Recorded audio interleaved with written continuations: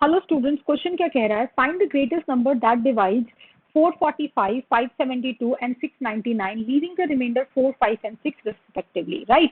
तो यहाँ पर क्या है कि हमें इसको फिर से कैसे फाइंड करना है? मान लेते हैं कि let the greatest number will be what? मान लेते हैं क्यू है। तो यूक्लिड डिवीजन लेमा तुम्हारा क्या बोलता है कि 445 को अगर हम क्यू से डिवाइड करेंगे तो कुछ रिमाइंडर एक्स आएगा, तुम्हारा क्यू क्वोशंट आएगा और क्या आएगा प्लस रिमाइंडर कितना आएगा 4, है ना? अगर मैं क्या कहते हैं, ये मैं अलग अलग करके लिखती हूँ ऐसे।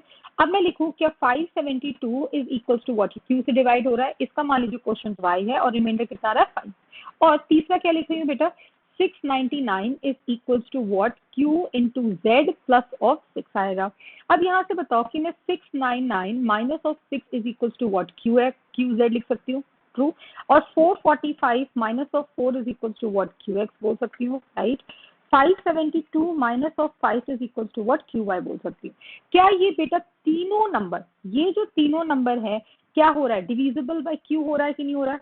डिविजिबल बाय क्यू है 100%, क्योंकि वो क्यू का मल्टीपल है ना? क्यू से डिवाइड हो रहा है, क्यू से डिवाइड हो रहा है। और हमें क्या फाइंड करना है? Highest number. क्यू क्या है? Greatest number. तो बेसिकली हमें क्या फाइंड करना? हमें फाइंड करना है टू फाइंड क्या करना बेटा? हमें फाइंड करना है to HCF of that is 699 minus of 6, फिर 445 माइनस ऑफ 4, और ये कितना होगा? 572 माइनस ऑफ 5। तो ये बेसिकली कितना हो जाएगा बेटा? HCF of what? 693 comma 441 comma, और ये कितना लिखा बेटा? 572। 572 में से 5 माइनस करेंगे तो कितना आएगा बेटा?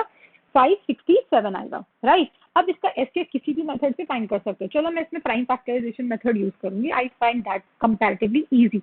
तो क्या है? 441। अब भाई 441 जो हमें पता है कि 441 होता है 21 का स्क्वायर, है ना? क्योंकि मुझे यहाँ पर एक नंबर दिख गया था 441, इसलिए मैंने यहाँ पर 441 को सिंपल से इसलिए प्राइम फैक्टराइजेशन मेथड यूज करना मेरे लिए ज्यादा अच्छा लग रहा था मुझे, क्योंकि 3 स्क्वायर इंटू व्हाट? 7 स्क्वायर लिख सकते हैं, राइट। अब मैं बात करूं कि पहला नंबर हो गया। अब यहाँ पर मैं बात करती हूँ जैसे 567 को अगर हम डिवाइड करेंगे तो ये किससे डिवाइड हो रहा है? 3 से डिवाइड हो रहा है।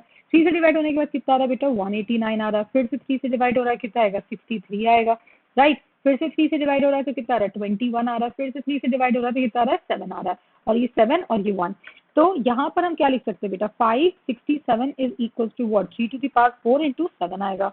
अब नेक्स्ट नंबर क्या है बेटा? 693 है।